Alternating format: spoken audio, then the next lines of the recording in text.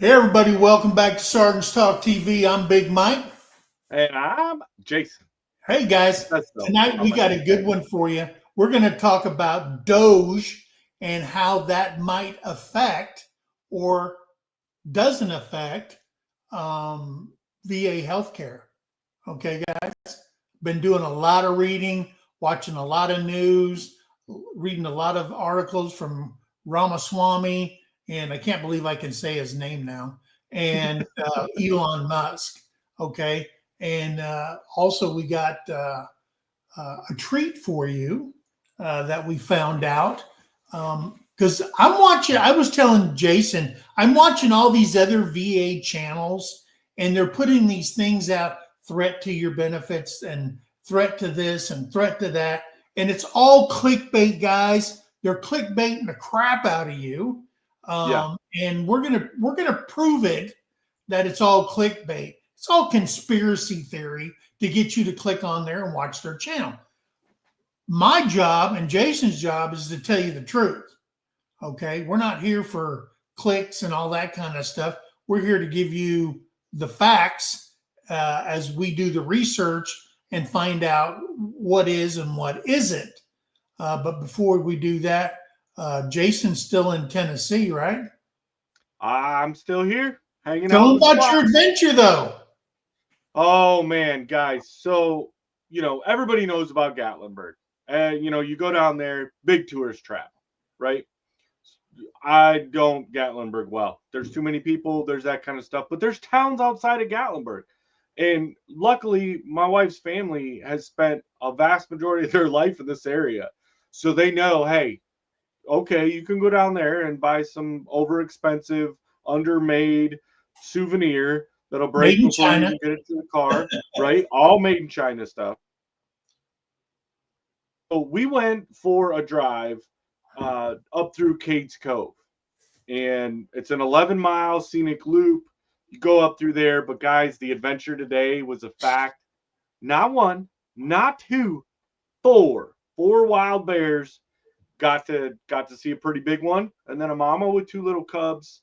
Um, and deer, they didn't even know we were there. They didn't care. They're like, whatever. Yeah. Monster, perfect rack, 12 point that anybody would have, you probably would have missed the shot. You're shaking so bad if you were in a deer stand.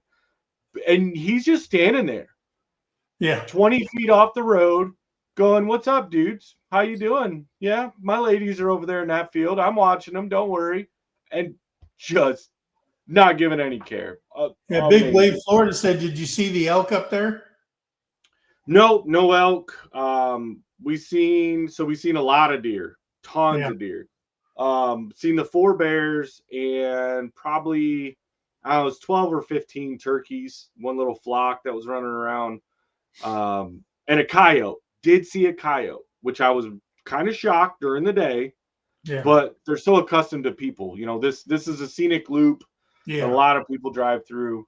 But yeah, that coyote sitting there, I think he was about 15 foot off the road, just eating.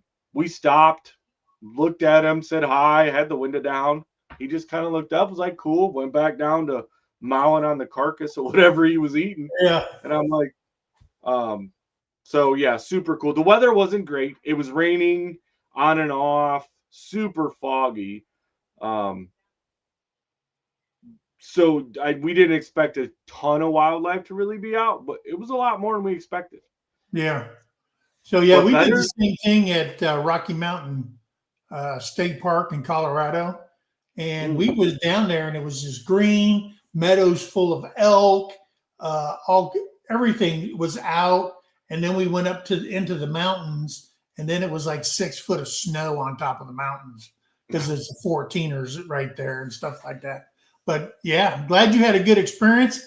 I finally I heard this popping noise, and it was me popping the VA's head out of their 6 o'clock because I got my home health care. They've came. I've got the physical therapist. They all came. So we got all that rock and roll. The hip's feeling good. I'm off painkillers. Just taking 2 Tylenol and 2 Aleve every day. But other than that, I'm doing fine. I'm walking. I'm up and at 'em, and I'm telling you, I feel good. Now my knees hurt. I was gonna say, I know last week you'd mentioned that the knees were starting to hurt a little more. Not that they hurt more. It's just that now the hips don't hurt, so you Yeah, the feel the hips pain don't of the hurt. knee. Now it's all focused Yeah. down there because I have no cartilage, and it's just bone on bone, and they're oval now. So I'm going to get some metal knees put in. But yeah, hey, but anyway, guys, I put the link at the top for this conversation. This podcast, if you will, tonight. I put the link at the top. It's pinned up there. You can click on that. Come on up. Give us your 2 cents about DOGE. And if you think it's a good thing that they're doing this, a bad thing, or whatever your thoughts are, or what you think it's going to affect veterans and stuff like that, or the military, because when they lose $6 billion and they don't know where it's at, and the Department of Defense has failed the last 7 inspections, Army inspections or government inspections, especially the Pentagon's failed them. There's a lot of fraud, waste, and abuse. How do you lose in your checkbook $6 billion? That was just the VA. Yeah, the what was it, 600 and something billion? Yeah, the Department of Defense can't keep track of $600 billion. And I'm just saying, what are you paying all your accountants for? They don't know where it's at. But I will tell you, it's probably under some kind of presidential decree, and it all hasn't hit the books yet. So and Mike, you obviously dealt with the financials, with the government level a lot more than I did. But as I progressed in the Marine Corps and really started seeing budgets and hey, this is what you're getting for money. You've got a budget here. You've got to do this, and you start breaking that down, and you realize how much, like at least for us on the Marine Corps side, because we're the welfare children. We're getting the bare minimum of everything that they could. And but you still have to perform at a top level with minimal money. Yeah. So you're like, hey, we're making it work. We're doing it, right? And you never really see a lot until kind of the end of the fiscal year, where it's like, all right, well, you're in one or two situations come, the end of September, is you're either told to go on a spending spree or you're like, don't spend anything. Yeah. There was never an in between. It was either spend as much as you can or don't spend anything at all. Right. And I'd gotten to one of my last active duty units, and I was with I don't really want to call it a concept because it was an applied vehicle. It was a new vehicle to the Marine Corps, and I kept getting this funding. So it's kind of like an X series vehicle. Well, right. And because we were a new initial program, we were getting program funds. So ours wasn't coming from any other budget. My budget for my platoon that I ran was totally separate from my entire battalion. Like my unit, nobody on base. Like I got mine straight from the program office. Yeah, there's probably a contract in place. And there was. And that's where I'd found out that government works from behind years. So something they approved 5 years ago gets approved, and you see the money in 5 years. Yeah. Just because you say, hey, I need this for my next budget, you're not going to see what you put in this year's budget next year. Right. It's going to be in like 5 years. Yeah. And so they kept sending this money. And it ties in with our conversation tonight. Was I called them and I said, I can't spend this. And they're like, what do you mean? Bad words. And I did. I said, look, stop sending me. Do not send me any more money. Like, well, I don't know. I don't think there's any statute limitation stuff. Anyways, I was getting $300,000 a quarter Every 3 months, I got $300,000, a budget for one platoon, 4 vehicles, and tools and equipment. I couldn't spend it. Could not spend it. I tried. I pre-ordered fuel. I pre-ordered track. I bought stuff that I shouldn't have had. And I had it stashed away in ISO containers and shipping containers. And, I was like, I know it's parts. Like, it's all stuff that I'm going to need at some point when they say, hey, you're not unlimited budget. They kept sending it. And I'm like, so what happens to this money when it's done? Well, it'll get reshuffled into another pot. Like, nobody knows. They're just like, well, it goes back. And I do. What happens is if you're allocated money, congressional money, which the Department of Defense, it's all congressional money that they get because they approve all that stuff. President signs it, yada, yada, yada. So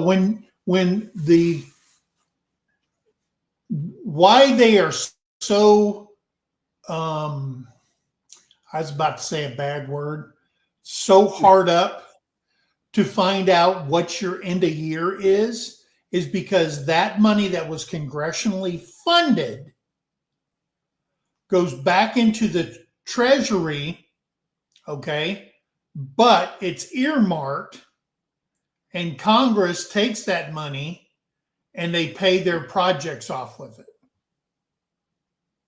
Because Congress actually owns the money, okay? You're just basically getting a welfare check every quarter if you're the military or whatever. They just don't go, here's a bunch of semis full of money. It's all X's and O's anyway. And so that goes into the Treasury, but it's fenced. It's called fenced money. And then they pay off all those projects that they have in all these bills and stuff like that. Yeah. So it doesn't look bad on them. So that's why they do that. Yeah. And I even went during that time, I went to the battalion because being a maintenance chief, like I'm in charge of the funding for all the maintenance on all my vehicles and stuff. Sure. And we had split it up. Hey, operations, what do you need? And like I said, with a budget like that, the sky was a limit. And I'm like, this is ridiculous. Like I'm at these other units and they're hollering if I take a pen from the office and I don't leave it on my desk and it ends up in my truck, they're freaking out, because I have pens and sticky pads in my vehicle when they're supposed to be in my office. And, so now I get here and so I go to the battalion and I'm like, what do we do? They're not going to stop sending me this money. I theoretically in the maintenance area, because like when I was a first sergeant, I learned about all this stuff, is when you have a PLL stock, okay, for parts and all that kind of stuff, you're only really supposed to have a replacement and one in storage, and that's supposed to be it as far as parts and stuff like that. Then when you move those parts forward, you can order one to go into storage. Well, and there's a dollar value. It's really illegal to stockpile parts in the federal government and stuff like that. But do they do it? You bet. Again, and they can't. You're not supposed to cannibalize, meaning taking something off one Hummer and putting it on the other one. Just keep this one deadline, and we'll just scavenge parts off of this one because it's deadline anyway. Because you don't want your vehicles on the deadline report. Commanders don't want that at all. No. More vehicles you have on the deadline report, the more you have to brief and explain why you're dorked up that way. So we were a high visible asset. Sure. And so, I mean, because it was new to the Marine Corps, but it was new because this was a vehicle that the Marine Corps had before the Army, which was unheard of. And I realized through this process that I'd much rather the Army have it first, figure it out, make everything right, and then give it to us. Perfect. Yeah. Because when the Marines take ahead of it and they're like, hey, we're going to be in charge and we're going to take this vehicle, we're going to be the first ones. Don't trust them. It's a trick. It's a trap. It's a trap. Yeah. So long story short, kind of wrapping it up so we can get on with our story for tonight, was I ended up using, there's a cost, John, right? We have a code, all these numbers that say what I can spend. Right. So I went to my buddy that worked for Motor T. He's got way more vehicles than I do, a way bigger shop, way more people. And I said, what do you need? He's like, well, I need all of it. And I was like, here you go. I went down to supply and I talked to the supply officer and I said, anything he wants goes on this. And he's like, but you can't. I said, I can, because that's my cost, John. The battalion commander doesn't have control of it. You don't have control of it. I have control of this cost, John, from the program office. Like, I got rights to this above all of your heads. There's nobody on base that can actually tell me that I can't use this one, because it comes above all of them. It's up at headquarters Marine Corps. Like, and so we did. And I said, hey, dude, he rebuilt his entire shop. New tools, new everything. Because I'm like, this is money that got allocated years ago. And they said, we need X amount of dollars to fund this program. And that's what they needed. But when it came down to it, we didn't really need that much. Yeah. All right. Hey, let's say hello to some people in here. And hey guys, again, it's the pen's up there at the top. Please come on up and let's talk about what we're going to talk about. DOGE, the Department of Government Efficiency. Or is it efficient? I don't know. It seems like an oxymoron. Hey, there's Ann at Good Enough Homestead. How you doing? And there's Judy Herman. Glad to have you in, Judy. Big Wave Florida's here. Yes, sir. Bobby at Petty Jean River Homestead. There's Bobby. Yeah. What'd she say? That's so sad to hear. That happened to CRC about years ago. Yeah. Yeah. Well, what? Yeah. Yeah. So Annabore had to go back to the Annabore, and she changed it to Annabore at Good Enough Homestead, because when she did her new channel at Good Enough Homestead, it got hacked. So she can't get access to the Good Enough Homestead channel. So now she's back to the Annabore, and she added the at Good Enough. And that's what they were talking about. Yeah. There's Debbie Drock. Yep, Debbie Drock. Hey, Dennis McDonald, how you doing? I'm pretty sure. Oh, no, Denise. Damn you. I said Dennis. Well, sorry, Denise. And I've got my glasses on. Words are hard, buddy, and you can't even blame it on the name up there so everybody can see her. Yeah. Yeah. Sorry about that, Denise. I see Miss Charlene Grady is in. Sergeant Major's in here. Terry's in here. Of course. Empty Homestead. There's that's Mr. Leonard Mountain Homestead. Chris is in here. Yeah, brother Chris made it in. What's that? Gatlinburg's on fire again? So we've seen the same report. We drove through there and didn't see any fires. Yeah. So I don't know where it's at, but it is a huge area and there's lots of mountains. So maybe it was on the other side of a mountain we didn't see, but we didn't see one today. There used to be protected elk in the Cascade Cove, or the Cads. Is that Cads? Cades Cove. Cades Cove. Last time I was there. Yeah. I've never been there. It's awesome. I mean, it's, like I said, it's just outside of Gatlinburg, you know, and we've been through it. And I'm like, driving through Gatlinburg is enough for me. I don't need to get out. I don't need to do nothing. I make sure I have fuel before I get there and don't need to you did get out to go to Buc-ee's. We did. So we went to the Buc-ee's in Sevierville. And their sign leading up, I don't know how true this is, guys, because I haven't been to all the Buc-ee's, but the sign coming up there says it's the largest Buc-ee's in the U.S. Is the one in Sevierville. I don't know. Where's the biggest one now? The biggest one, it's in Texas, but it's the brand new one. I can't remember. The brand new one in Texas is supposed to be bigger than that one they're going to open. Well, that's just like when you drive down the road and every state has the world's largest fireworks stand. Yeah. They're all big until you drive 20 miles down the road and there's the next world's largest.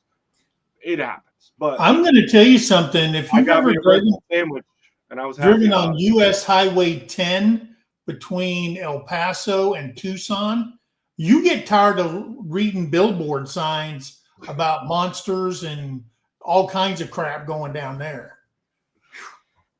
That's crazy. But that's all you have to look at. Yeah. Hey, there's Linda Peterson. Our man Randall, Gypsy Trails, is here. Brother Randall made it in. And there's Rachel over at Back to Good. Yep. Back to Good. They're in Arkansas now, right? They are Arkansans now. There you go. Hey, and I heard Dez over at Dez's Crazy Life, they moved to Arkansas now. Did they? Yeah. Nice. I know I think we were just learning about them. I don't know. I think Tara said something about like Dez was friends with Mel over at SLR. Yeah.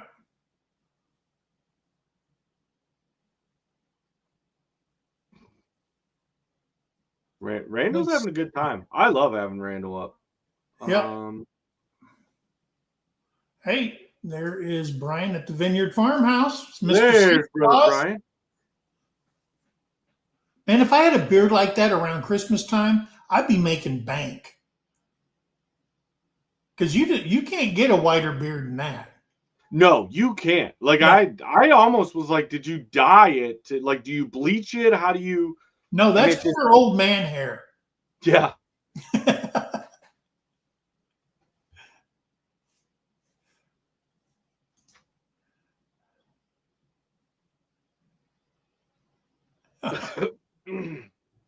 Yeah. Let's see. Who else can we see that's in here? Ace. There they are. There she is. There's Ace. Yeah. You have every right to say that. Trust me. I work for the government, both in the Army and as a civilian for 45 years. I know what goes on in there. They can tell you all they want. I can talk about it now. Yeah. I had to keep the secrets for 45 years.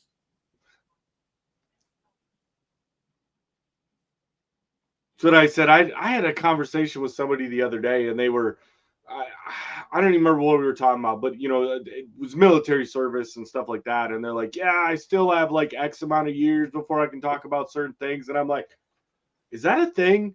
Like, did I sign a waiver somewhere and say that? Because if I did, I'm probably going to breach it. Yeah. You know, like once you get old enough and, you know, you're typically, you know, retirement age, they're like, hey, but I'm like, crap, I'm young. I got a lot of time. Like, is there a statute of limitations on some of this? But yeah, I was read off when I left. I was already read off.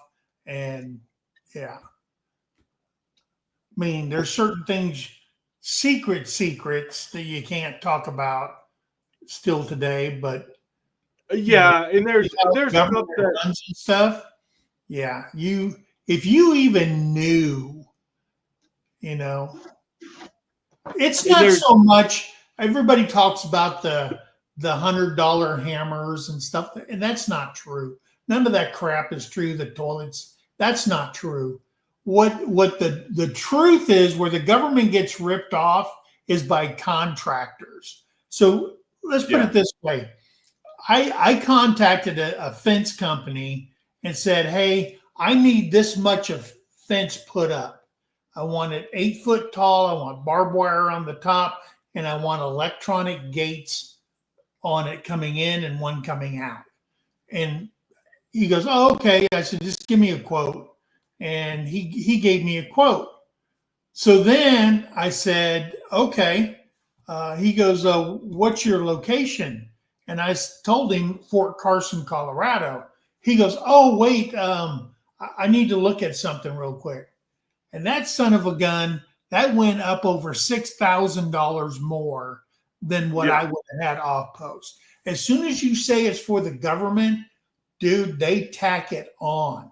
The other They thing, do. I remember one big specific instance where I had a hydraulic line go bad on a vehicle, yeah, and it was a new vehicle. This is when I was, with that unit, and I called the program office because there was no stock number to get it through the supply system because they were still making them.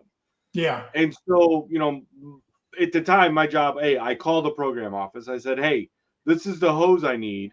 It blew the fitting. I just need a new hose made.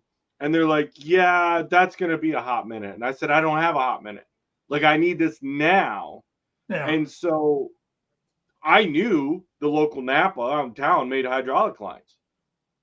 So I told my guys, I said, pull it off and bring it to me.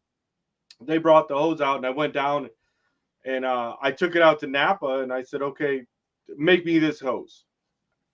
$12, $15, whatever it was, right? Super cheap. Make me this hose. Now, the number when you put it in the system was probably a $300 and some hose. So I went to supply and I said, hey, look, I need to get this hose made. They're going to charge me. I already went out and asked. Here's the quote. Could not authorize the funding to go get it made.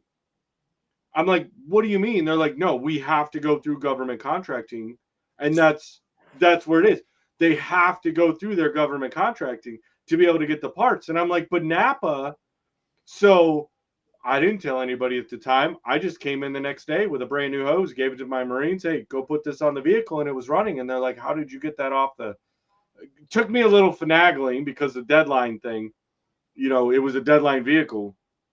And they're like, but you don't have record of the parts coming in. And luckily I knew the system enough. I could finagle it. And I went in, modified the system, and said, hey, it's good to go now. And they're like, but how did you? And I said, don't ask questions you don't want the answers to. Just know that vehicle's not deadline anymore. They're like, but how? And I said, stop. I'm not telling you. Just know that it was down and now it's back up. But see, the government runs off of prime vendors, okay? And they get awarded contracts and they get them for 5 years. So you have to buy from them first. If they can't supply that, then you can go outside of that. But to go outside of that, okay, you have to check with something for the blind, something for the deaf. You got to make sure it's green and yada, yada, yada. And all those things have to be checked off. Well, once you check all those things off, it just gets more expensive and more expensive. When you could go outside the gate and you could buy it for $15 instead of $66 to $100 for whatever you want to buy and stuff like that. So, yeah, it's all a racket, guys. Big racket. Yeah. Big racket. And there's our buddy Mike over at Vision Acres. Yeah. What's up, brother Mike? About whistleblowers, that's a bunch of bull crap. Okay? Your name gets out. I don't care. I mean, look at the whistleblowers that blew the whistle on the FBI and all these places. Next thing you know, somebody's leaking their name out because both sides wants to know. Then they leak it out. Then they have to go in front of Congress, and now everything's televised. So what kind of whistleblower program is that? Then you lose your job, and they're not supposed to be able to fire you, but they fire you anyway. Yeah. So it's all a bunch of crap. What they do is they come up with things and they never adhere to it. Ever. Never adhere to it. Okay? Well, now, they will if it benefits them. And you let a secret out, your ass is in prison. Yeah. Okay? You're in prison. But if you're a political somebody and you do the exact same thing, okay, how many of those are in prison? Well, none. There's always the fall guy. The fall guy goes to jail. So yeah, that's a bunch. My blood pressure goes up about the things I know. Hey, there's Bella's Whisper Farmstead. Kristen, how are you doing? Hooga! There's Hooga Homestead. Yeah, so we got everybody. I think we So do. hey, we want to welcome everybody in here. I know we get excited. I mean, especially when this subject came up. In Department of Government Efficiency. Okay, this concept came from the civilian sector. Okay, because the government should never ever run a business. Okay, they can't. I mean, it costs so much. It's so inflated at the taxpayer's expense. They shouldn't be doing it. Period. And the DOGE, their mission is to empower people by providing transparency and awareness to help fix the corrupt government system. That is their mission statement. Now, it is not a government agency, even though it says Department of Government. They're not getting paid, okay, because the people who make it corrupt are the people in the Congress, because if you already see it, they have a group of congressmen and women that get together to evaluate what they come up with and stuff like that. And the Senate has the same thing. So the people who caused the problem get to evaluate whether it's corrupt or not. So you're letting the fox guard the hen house. Yeah. That's the best way of saying it. They may Right. be, No. I mean, these two guys are billionaires, okay? Ramaswamy and Elon Musk are billionaires, okay? They got all the money. They don't need to get paid. But they're going to come up with stuff, and I will guarantee you they're going to find a way. Oh, no, you're wrong. We actually need that. Oh, no. Because they got their hands in so many pockets. You see what I'm saying? Yep. Their hands are in so many pockets stealing kids' lollipops. Okay? And people got to understand that. So now you got the fox guarding the hen house. So how is that transparent? Okay? They're the ones screwing it all up. Okay? So the mission of DOGE is to decentralize the narrative around government spending, giving power back to the people to hold government entities accountable for their financial decisions. We leverage the power and virility of the community and the cryptocurrency culture. That's big, guys. They're trying to make, I read this the other day, they're trying to make that a legal tender, that and Bitcoin. And I think that Elon Musk, since he's so deep into it, he's convinced Trump that it is a viable currency. Okay? Nothing you can hold in your hand. Okay? And I think one Bitcoin now is worth 200, they said, no, right now it's at $110,000 a Bitcoin. But if they make it a legal tender, it's going up for one Bitcoin, $250,000. Wow. Now, you and I will never own it. I won't never own a Bitcoin. I don't trust it after, the crypto guy who gave, $30 billion away for the elections and doing all that stuff. And then now he's sitting in prison, and you've lost it because it's not real. It's just X's and O's somewhere. And that's the thing that I think a lot of people, when you talk about, like, even these guys that are billionaires and millionaires and stuff, right? Yeah. Most of this is electronic. They're not Scrooge McDuck in here, and they're swimming in a silo pool full of $1 million in cash or $1 billion of dollar bills that they can float around and pull around. Like, and that's what makes, Tara and I've talked about this a lot, with the way that we're building ourselves up, is going into the electronic. Like, it might be the age of the future. I don't know. Maybe we'll all be caught with our pants down and we don't have anything electronic You know, they're already tracking stuff because it's online banking and debit cards and credit cards and all this type of stuff.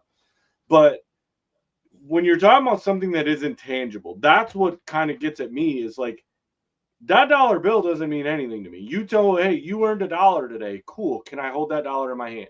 If I can't hold it in my hand physically and grab it, Right. it's a fairy tale. It's not, it doesn't exist. Exactly. Exactly. And it's just, oh, God, it aggravates me. They're going to do Yeah. this through awareness, education, and direct involvement. Our community is our strength. Together, we will navigate towards a future where the government efficiency is not just a goal, but a standard. Okay, so that is their whole game plan. Okay, in DOGE and stuff like that. So what I have been reading and what I have listened to Elon Musk and Ramaswamy talk about is that they've already got a pre-list that they've worked up between the president and these two cats. Okay. And it is a list of the president's priorities on things that he wants to, number one, get rid of. Department of Education, DOE, okay, at the federal level, and send that money down to the state level so they can make decisions what's best for their state. Okay, so if you're a state like, I don't know, whoever the worst state in education is, you have a lot more work going forward, more so than the state who's number one in education. You see what I'm saying? Yeah. And how you're going to fund stuff. And is it now, number one, teachers aren't paid near enough to put up with the crap they got to put up with, right? And that's a lot. And people who are educating our kids should be highly paid, number one. But to be highly paid, you can't be a slug, okay? You can't just be a slug. You're there to collect a paycheck. There should be standards you have to meet. There's test scores your students have to meet, and so on and so forth, in order for you to be in a certain tier of, I don't care if you're a primary school teacher or a first grade teacher and you're making more than a high school teacher. It depends on how good of a teacher you are. So there should be standards, not just that you've got tenure or whatever. And the second thing, if you're getting government money for your university, you dang right the government should have say-so on how much you charge for tuition and all that crap. This whole tenure thing, how many professors you got on tenure, they can't be fired, that's a bunch of crap. You know what I'm saying? Yeah. They got to look Well, into especially like more that. and more. I think the more people that I've talked to, like my kids involved in this too, of going to college, the professors aren't even really there. You know, like I remember having a lot of conversation with my oldest daughter, and she went to a pretty prestigious college, goes there, graduates, but most of some of the couple classes that she struggled in were classes that the professor wasn't even there. He would put a video up in the auditorium. You'd watch that video. He wasn't available for the questions, you know, because it wasn't a live thing. He pre-recorded a video, gave them a seminar. They walked away. Boom, they're supposed to know it all. Yeah. Like he wasn't even on the campus or in the same classroom. Oh, Like yeah. it was a video that one of his aides clicked up, you know, once it looked like everyone was in there. So she had to turn around and go online and learn, because when the exam come around and she didn't do so well, she's like, everything that was on the test wasn't anything that he talked about in the lectures. Like, how else do I learn about this procedure? And Right. but that's because they got tenure, so they can just do what they want to do. Like, they run just like the government runs right now, and Sure. the rules are good for you, but I'm not going to follow them because, well, I made the rules. I don't have to follow them. Yeah. Like, it's ridiculous.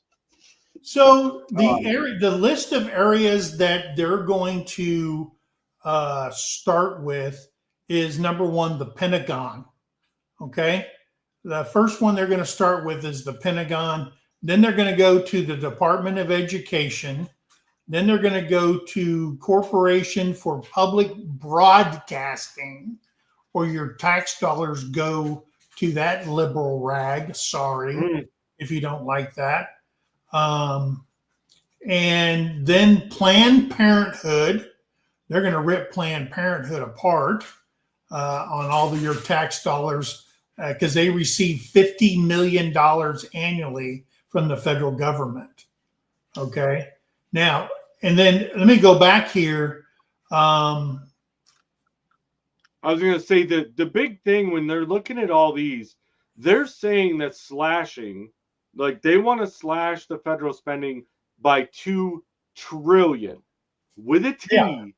$2 trillion by going through and looking at all these departments, because that's the way the government gets away with making up their own rules is, well, we're just going to create another department for this and we can slide money over that way. And but yeah, they're $2 trillion. Because see right here, when we talked about when I said the Pentagon, my notes here say that the Pentagon, who is leading the group, the Republican senators called DOGE caucus, claimed on X, the agency, the Pentagon wastes $125 billion on bloated bureaucracy. That word. But see, and he's looking into it because SpaceX has a reported $3.6 billion contract. And who owns that? Elon Musk. He has a $3.6 billion contract with the Pentagon because he's coming up with this new forward-generated fighter that I just watched a video on their testing. And it's going to be, dude, this thing's going to be so damn fast, you're not even going to see it going across the sky.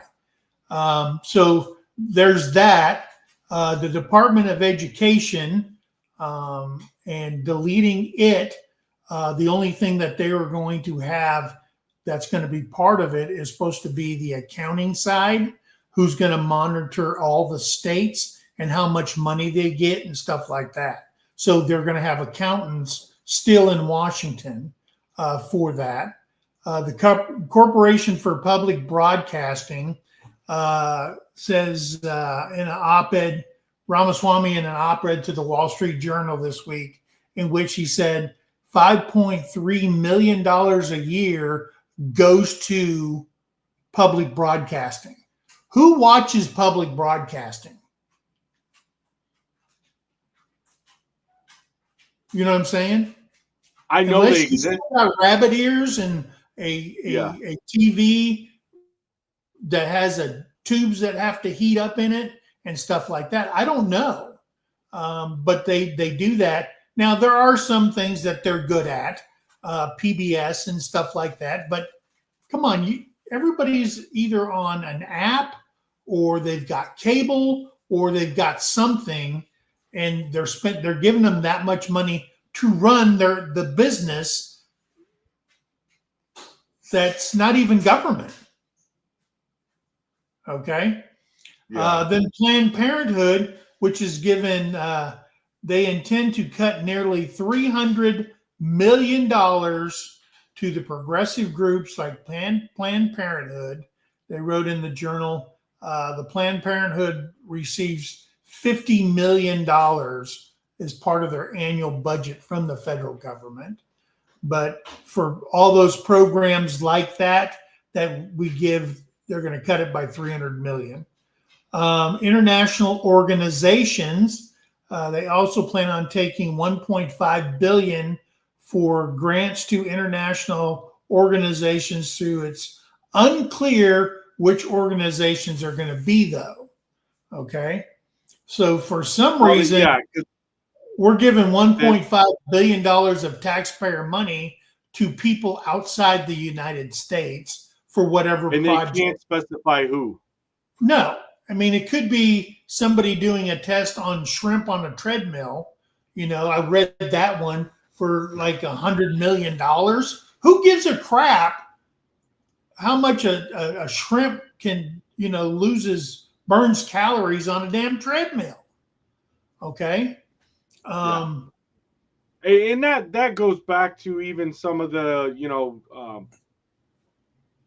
when they were talking about I'm trying to scroll up to see it, the bloated bureaucracy, right? Yeah. It's they've got 15 people, and it's probably more than that, right? But they have 15 people hired to do a 9 to 5 job that one person could do, efficiency. And that's watching and reading a lot of the stuff that Elon's talking about, and what we've watched him do with Tesla and SpaceX and X, being the old Twitter, is you can do more with less. Yeah. Like, why do you keep paying these people to do redundancy? It doesn't make sense.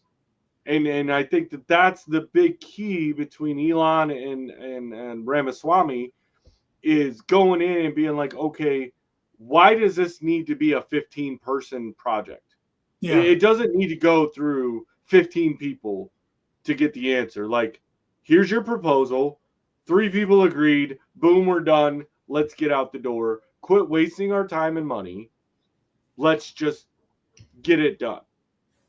Yeah. And Judy, I'm going to I threw this up real quick. Judy talking about words are hard, but I can say the hard words. Yeah. Don't ask me to spell them, Judy. But if I can read them, which they are hard, most of the time I can say them. But don't ask me to write it in a sentence or spell it correctly or anything like that. The next one they're going to do is Internal Revenue Service. Our favorite place ever. You need 80,000 more agents to do it. And I'm going to tell you something. Here's a quick way of fixing the Internal Revenue Service. Get a brand new binder. Put your cover page in there. Okay. Page 1. Everybody in the United States and every business, corporation, politician, everybody, blah, blah, blah, pays 15%. End of the IRS. If you just pay, if they went around and they said, there's no loopholes, there's nothing, and everybody pays 15%. I don't care if it's a freaking business where you make $30 billion, you're paying 15% of that to the federal government. I don't care what it is. You would make more money on 15% than they are right now, where everybody gets to use every freaking loophole. You might pay lawyers 30, whatever, 160 million, whatever, $1 million a year to get you out of paying $30 million in taxes. So for these business people, like Trump said, he goes, yeah, I use the loopholes. And if you don't want me to, change the law. Okay, everybody pays 15%. I don't care who you are. If you're making $100 million a year playing baseball, you're paying 15% off what you make. Boom, you're done. But it's too simple. That's what they're talking about, corrupt, okay? Because they change that stuff all the time. Every year, there's new tax laws. Because whoever's putting their hands or filling the pockets up of these people, they're changing it to suit them. They don't pay you just to say, hey, we like you in Congress. They want something, okay? And that's how they do it. After that is the Federal Trade Commission and Department of Justice Securities and Exchange Commission. They're going to go after. And then they're going to go after NASA. And they're saying that they're going to claim and cuts would be made in more than $500 million out of NASA, because Elon Musk is doing a better job than NASA is. Yeah. You know what I mean? He can retrieve his own rockets. Yeah, he can land them. And NASA hasn't figured that crap out yet. You know what I mean? Right. Then it's going to be the Consumer Financial Protection Bureau.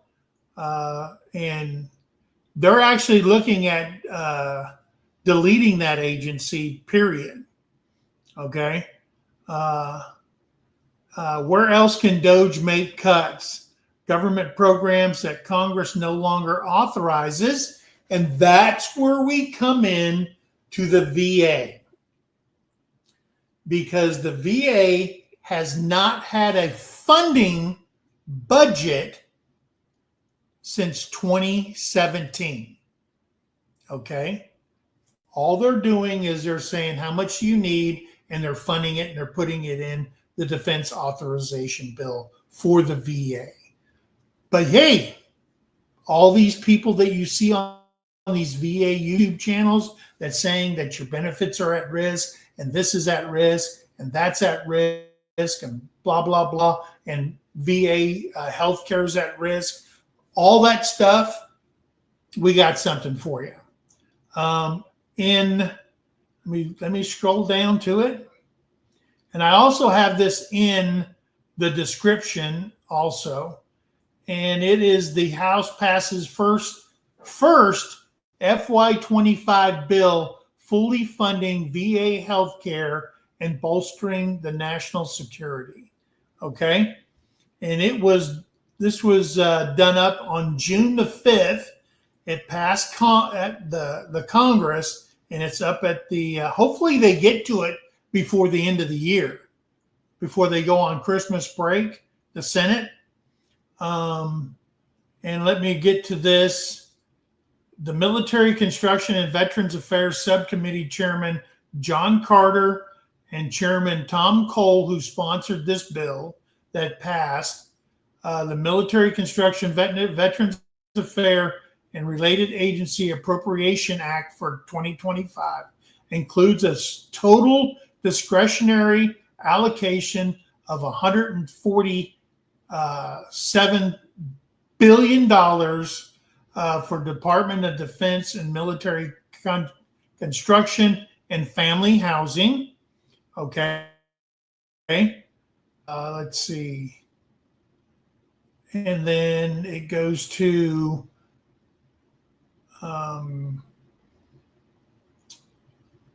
here it is.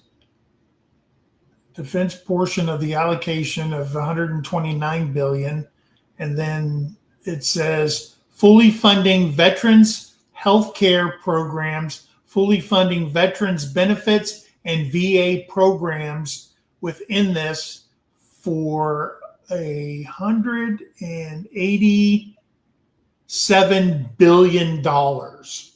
I had to look that up. It's not on the notes. I had to look that up. So $187 billion to run all the VA healthcare programs. So when you look on these channels and you're looking at them and stuff like that, and they're saying, oh, you're at risk, that's just clickbait, guys. They want you to click on there so they can get more views. It's all a bunch of crap. Okay. So 2025 will be fully funded. Okay. They're not going to get to the VA until everything is done, and they're saying they won't even have everything together and to start cutting these stuff until July 4th. So they're giving them from January to July 4th to go through these agencies I just talked about before they ever get to us, and we'll go into another budget year after that. So everything's going to be fully funded for the VA. Well, there was something that always, I don't know, it entertains me and giggles me every year when they start talking about budgeting. And there's a big freak out, right? You see it all over the news. You see it on, all the social media, gets on any kind of platform. And they're like, oh, if the government doesn't approve the budget, there's going to be a government shutdown. Nobody's going to get paid, right? They want an uproar from all the veterans in the active duty military and all this stuff. I will say for myself, when I first joined the Marine Corps, in the ripe, old age that I am, back in 1998, when I first joined, I have never once, due to any kind of weird government shutdown scare tactic that all these medias want you to have, not one time since August of 1998 have I ever not got paid. Every single time it's been. Yeah. Yeah, they're going to throw the scare tactic. They want it out there. Oh, we're going to shut you down. We're going to do this. And that's where I think some of the other channels that are putting some of this stuff out, like, they're going to get the uproar. Yeah. It reminds me back of like COVID, where somebody, I don't even remember where it started. Somebody made a smart ass comment about, oh man, we're going to be out of toilet paper. And guess what happened? People freaked out because they heard it on this major network. And all of a sudden, you really couldn't get toilet paper because everyone went and bought it by the cartful. And it was like, how ridiculous are you? Like, exactly. Stop freaking out over things, one, we don't have control of, but two, they're just there to get you in a panic. They want people to freak out. They want you to lose your mind, do things you wouldn't normally do. It's helping their budget in the end because now they're like, oh, well, toilet paper's on high demand. Let's jack the price of that up. And instead of $1 a roll, you're willing to pay $5 because you don't want to use a leaf. Like, just the ridiculous. Yeah, Rachel, right there. Pros at fear mongering. So here's one of the questions people might want to know. Can DOGE make cuts without Congress? And the answer is no. That's why they've come up with subcommittees within the committees to go over what Elon and Ramaswamy come up with, and they hash it out in the subcommittee, and then they bring it to the committees for vote before it goes to like the Speaker of the House, and he puts it on the floor for a vote, and so on and so forth. The good thing is the GOP is pushing for this, both in the Senate and both in the House. Okay, so the Congress is behind this as far as the GOP side goes. They want to cut the budget, okay? Because what are we at, $34 trillion now? I mean, it just keeps going up and up and up. So people wanted to know. So it has to go through the subcommittee, and they prepare it for the committees. They vote on it in committee like they do everything, and then it goes to the full House and the Senate to be voted on. And if the GOP owns both the House and the Senate, it should pass. Okay. Is the Senate GOP pushing DOGE to make cuts? I don't think everybody, the criminals that are in Congress probably don't want it, who's making money and lots of money off of people that they're helping out with all this inflated budgets and stuff like that. Another question might be, will there be layoffs? They're saying, in their opinion, in a Wall Street Journal piece published, that they plan to embed DOGE appointees in government agencies aided by advanced technology and stuff like that. So the actual word is, if they're doing away with, if you go on the site usajobs.gov,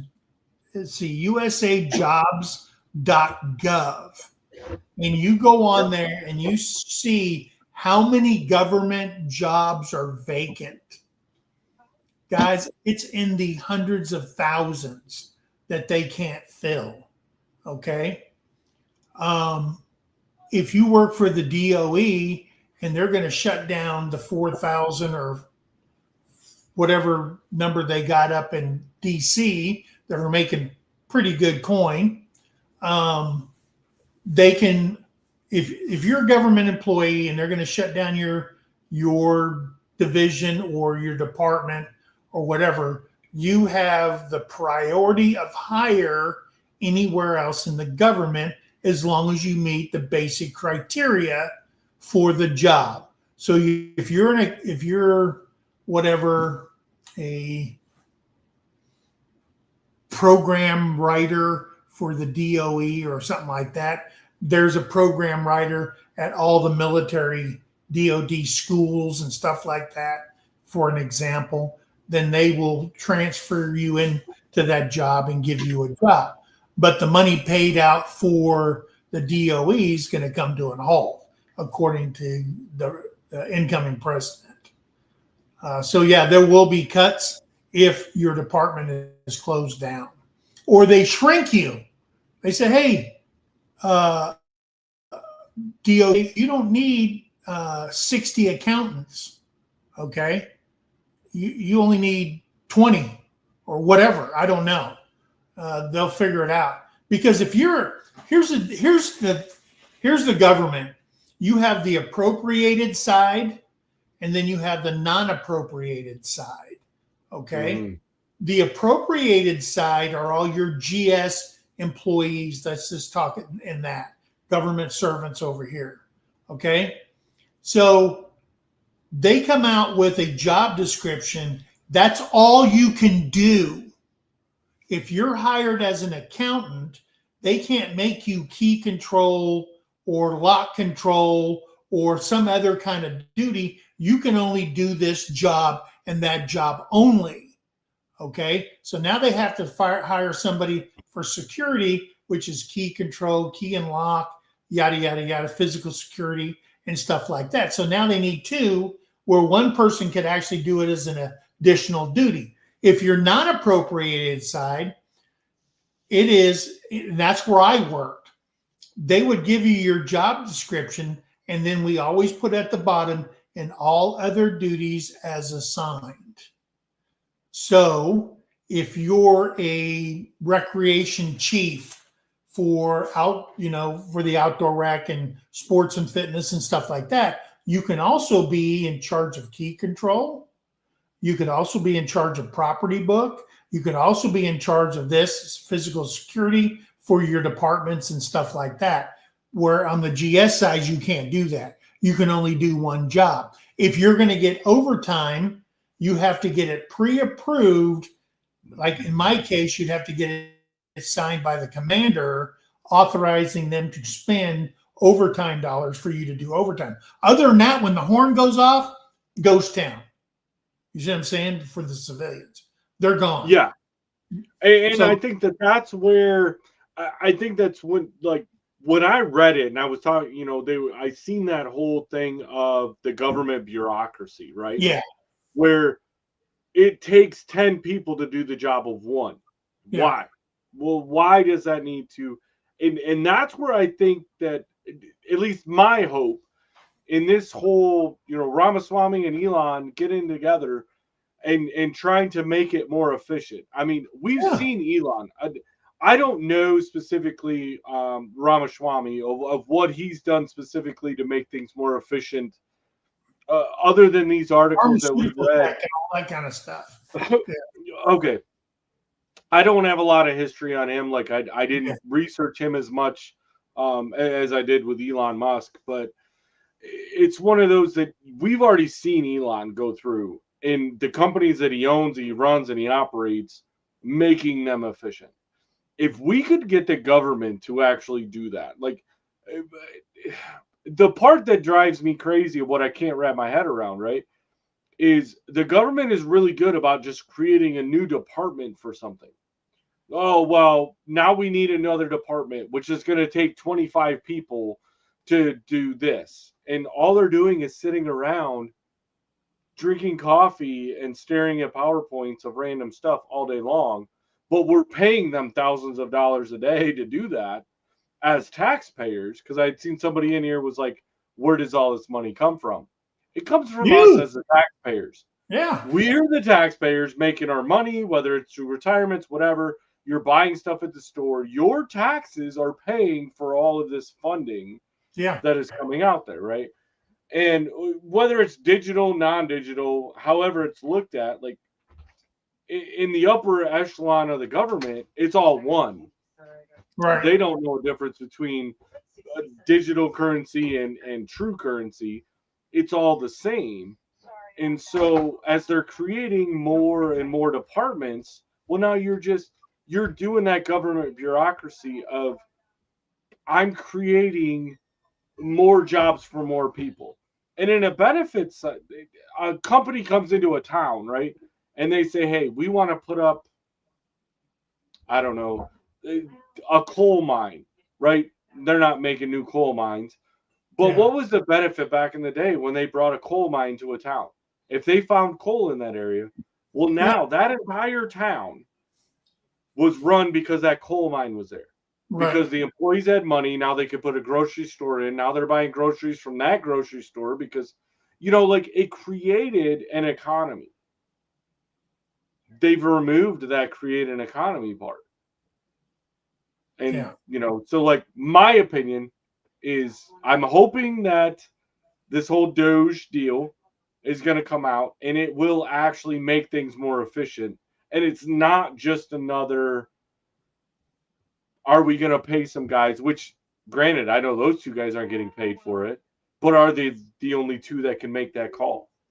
Yeah. Like, Well, see, here's one thing that when I was looking over all this stuff that I thought, I'm thinking to myself, Mike, how much money, and I don't know the number in the billions upon billions of dollars that we give other countries for their defense program. Okay.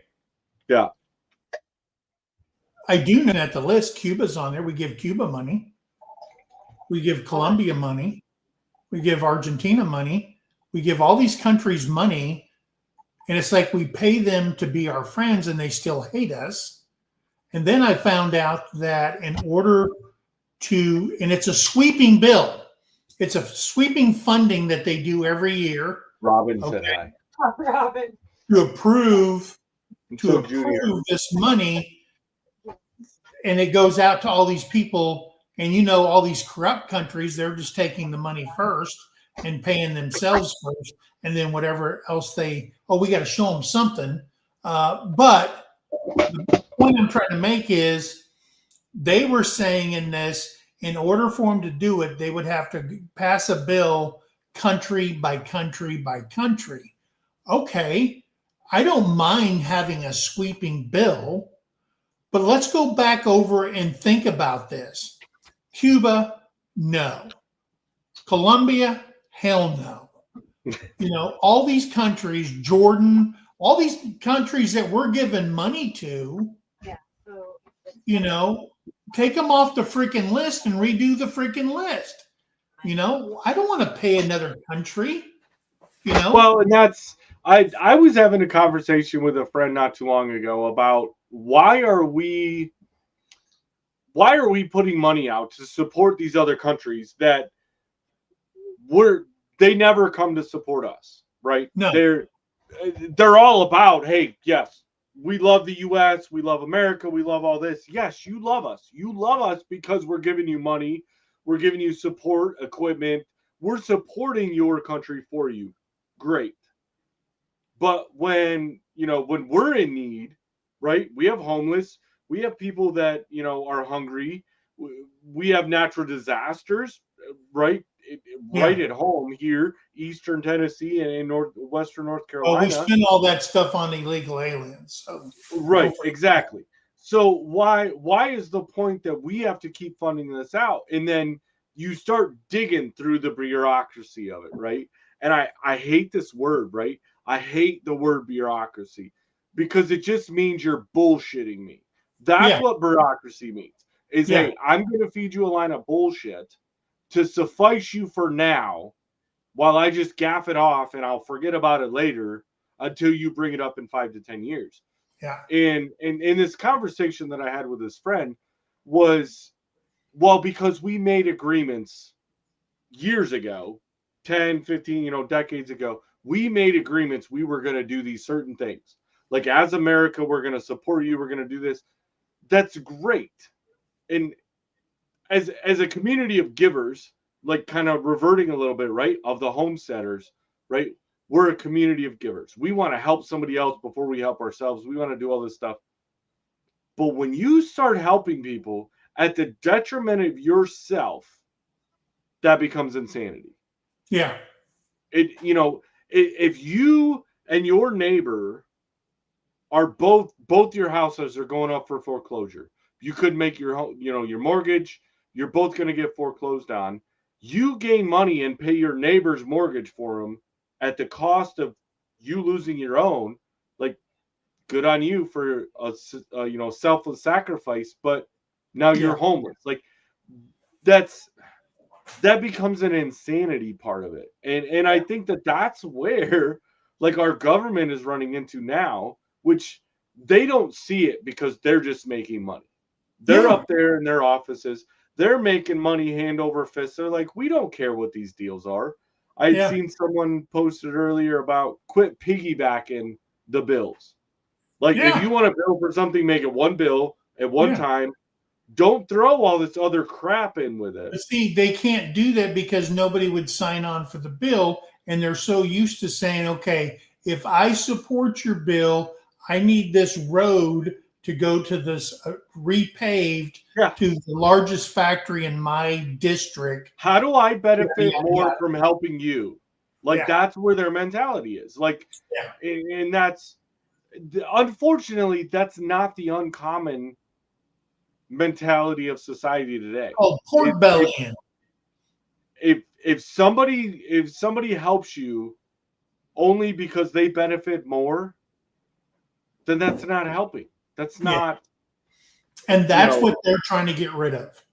Yeah. And I hope it is. Like, that's everything that I've read, everything that I've watched is that's exactly what they're going to do. And I hope they do it because it'll make us so much better all around. I mean, obviously we focus a lot on veterans, right? Because that's our everyday life. Like, where does it affect me?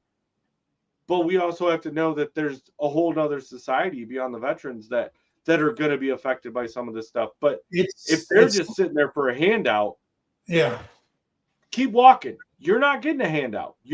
I'm not even going to give you a hand up. If you're not willing, oh, you know what? Prime example.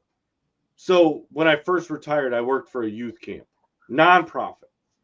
And so everything we did, total nonprofit, all the money we made for fundraisers, any kind of scholarships to let the not so, fortunate kids be able to come to camp still, right? So we could pay for them. Well, one system that we found out that didn't work was we had some major donors that were giving money, and they said, hey, you go to these schools, you find these kids that the parents can't afford for their kid to come to summer camp, and just send them. Okay, well, there is some information that needs filled out. There's some paperwork. We need to know their medical. We need to know all these things. The parents weren't doing none of it. The kid would show up to camp, and we know nothing about this kid. The parents would drop them off, not even go through the registration process. They're pulling out the driveway, and we're like, kid, what is your name? Do we have proof that's your name? Like, where are you from? Who are your parents? Do you even know a phone number? Like, so what we had to implement in that camp was we're gonna sponsor your child to go. You're gonna pay a portion. It was like 5%. Yeah. They literally paid probably less than $20 for their kids to go to a summer camp that was like $500-$600 for a week. But that difference of making them pay a little bit of money, hey, you need to pay $20 for this $200 week at camp. That $20 made the difference. That made the difference of now they're going to be there. They're going to make sure all of their kids' information is in there. Did you ever get one say, what do I get for my $20? Man, you're just paying a fraction. Oh, there was some milk money. Yeah, they were in there and they treated it like they signed their kids up multiple times. Yeah. So that they would get multiple weeks throughout the summer, which we were glad to have the kids there, and they wouldn't have experienced it any other way. But there's still some that could abuse the system, and we tracked it. And it's more so when I got in there to work for a little while was, all right, you know, my buddy that ran the camp for a lot of years and has made it an amazing place, he was very soft-hearted. And I'm like, Yeah. at the end of the day, nonprofit or not, this is a business. Like, things need to happen a certain way. Um, and I think that if they can make DOGE do that, if they can go in and make it where you're not getting a free handout, not in this country, not other countries aren't getting free handouts, and quit making the government rich. They shouldn't be rich. They should be broke and poor and wanting to work for the people. My opinion. Yeah. So I will tell you, the way they do business now is like a very wise Congresswoman said, Nancy Pelosi. We've got to sign the bill before we can see what's in the bill. Because they try to run the Affordable Health Care program through, and they wanted to do it overnight. And the vote was done. The only people that was there were Democrats. And they figured, oh, yeah, we put it out. Yeah, you gave everybody in the middle of the night, this is when we're going to do the frickin' vote. A 3,000-page bill. And then that's what they do with everything. Let's sign this and move it through. And then you look back through and you go, why is there's an airport in Charleston being repaved on a health bill? You know what I mean? And why is a bridge being built over here in West Virginia on a health bill? You see what I'm saying? That's how they do shit. And it's wrong, it's criminal, but who's putting them in jail? Now, if they wrote a bill and they said, okay, before you can vote on this bill, it's got to go through, say, a subcommittee that reads the bill, marks out all the pork bellying or stuff that has nothing to do with health care. You see what I'm saying? And stuff like that. Now, I will tell you, I just don't know why we did this. But the only thing that I disagree with President Trump was the starting of Space Force. That is sucking up a crap ton of money. And what do they do? I read on their page what they intend to do. But we're talking, I mean, if it takes 5 years to get a construction program through the DOD to get approved, okay, how long do you think? I mean, come on. Elon Musk is the only one that wants to put people into space and stuff like that. I mean, what is Space Force doing? The only people that I know is NORAD. They track all the satellites and space junk that's flying around the Earth. Because I went on that tour when I was in the military, and we got to see all that stuff, what they're tracking. Yeah. To include Santa Claus in December. So anyway, it doesn't make sense to have Space Force when you have nothing going into space. You know what I mean? Oh, for sure. I mean, we had to send Russians up there to get our people out of there, or now SpaceX to go save our people from NASA. You know what I mean? Well, and I think that's where, you know, like we've been talking tonight was, you know, with DOGE coming in, hopefully they're going to do what we're expecting them to do and cut the fat, be able to pull some of this stuff that we're wasting money on and put it towards the things that we need to in our own country. That's what I'm hoping for, is that it gets turned around and it's funding back in the U.S., not more funding that we can send out to support the rest of the world. We're not built to support them. They're not paying taxes to us. We're not getting any financial benefit outside the U.S. coming in to support the U.S. Yeah. Yet the U.S. is making all this money to support ourselves and then has to send money out to everybody else. Yeah. Ridiculous. Yeah. See, and I don't agree. I agree. We don't need to get in any more wars in the Middle East. You know, they've been killing each other since time began. Okay. They've been fighting a war against each other. Hell, the Muslim countries can't even get along with, the Sunni Yeah, Muslims, no. the Those Hutus, and those are nobody pointless gets along. battles for us to be in. Yeah. So just We have stay no out of interest. it. Yeah. And when everybody's done killing each other, then that won't be in our lifetime. I'll tell you what, they've been Right. fighting before Christ hit the earth, and they're still fighting. So And they're gonna continue. Like what do we have? I guess that's the part that drives me crazy too, is like what interest do we have other than we signed agreements way back in the day yeah, that said, hey, we'll support this nation if you support me in this one thing. And but there's